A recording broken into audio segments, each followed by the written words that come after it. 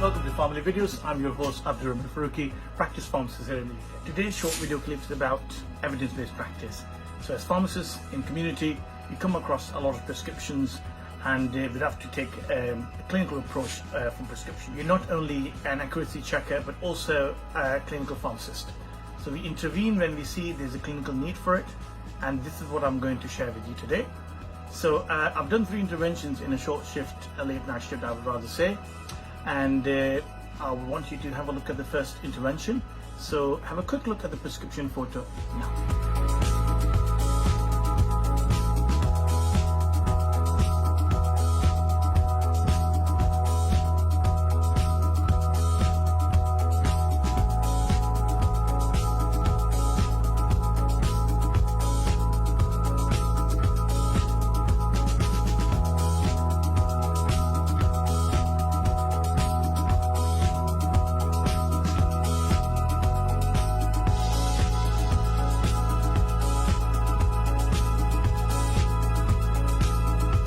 Okay, so you had a look at the prescription. So let me tell you details about this patient. For data confidentiality, I have not shared personal details. The patient is a male patient in her 80s, and past medical history, he had AF and obviously hypercholesteremia, and recently had a stroke as well. The statin was increased to 80 milligrams from 40 milligrams, and we looked at the prescription. He was also taking ezetimibe as well. So I rang the GP and I've discussed with the GP about the rationale for over 80 years old prescribing 80 milligrams of statin, and alongside ezetimibe that was prescribed for again primary hypercholesteremia, in addition to the statin treatment. And the evidence is very limited for statins over 80 years old. So we've discussed this, and what we have come to conclusion that the dose should be reduced to 40 milligrams, and that's what she's done, and that's what I share in the prescription with you guys. So let's move on to the next prescription. Take a look at the other prescription now, the second one.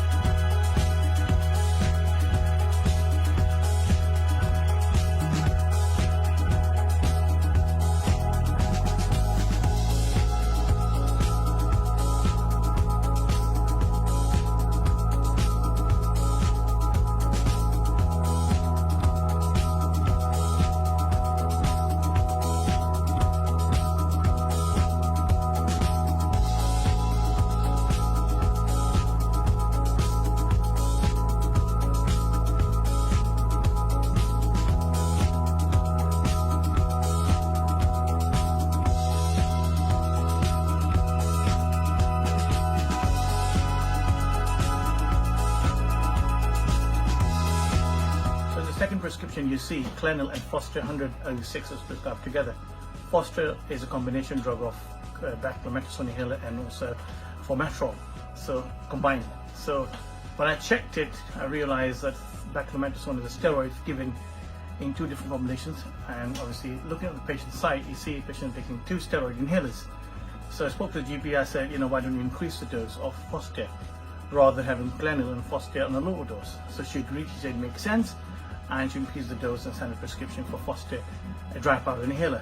So again, another intervention. Obviously she's doing it correct, the dose was done correct, but then obviously baclometasone comes as either the inhaler CFC free, the other one's dry powder inhaler, obviously, which contains fine particles. In terms of potency, the fine particles are twice as potent. Clenil comes as a regular release baclometasone, and QR is fine particles and is twice as potent as Clenil. So looking at those 2, obviously I contacted the doctors again, and I said the Foster next inhaler that you've prescribed, obviously we did not need this, and we needed a CFC free, not the dry powder inhaler, because the potency is higher than it's supposed to be. So, and then she agreed, and then she re-prescribed the Foster 200/6 prescription instead of replacement of the Clenil inhaler and also the Foster 100/6. So the thing is, as pharmacists, we need to check all these details and have an understanding of what release product is we're giving. They're both inhalers. What's the difference between dry powder inhaler and the other inhaler, evohalers? So, and then what sort of strength and how interchangeably we can give those 2 inhalers together. So at the pharmacist, our job to ensure the prescribing is appropriate and it's for patient. The dose is calculated appropriately, and the inhaler is prescribed is correctly. And obviously it also reduces the number of inhalers per patient, which is a win-win in terms of patient safety, because if you're using 2 inhalers, 1 inhaler is better than 2 in terms of absorption, and also it will be less painful for the patient to take more medication anyway. So this was my second intervention. Last and not the least, the third intervention was about citalopram and omeprazole prescription. So we know omeprazole and citalopram interact, and obviously it increases exposure. So that's why it's usually not given together. When we look at the citalopram dose is 40 milligrams, and I want you to have a look at this.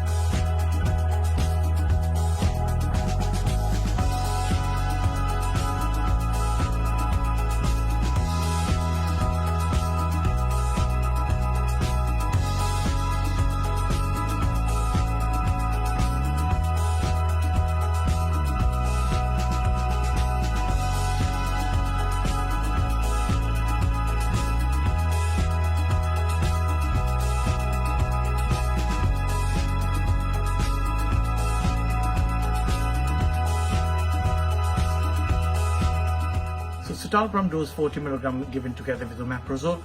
Again, it's one of those professional judgment where you think if it was 10 milligram, I would have probably thought, okay, it's not too high.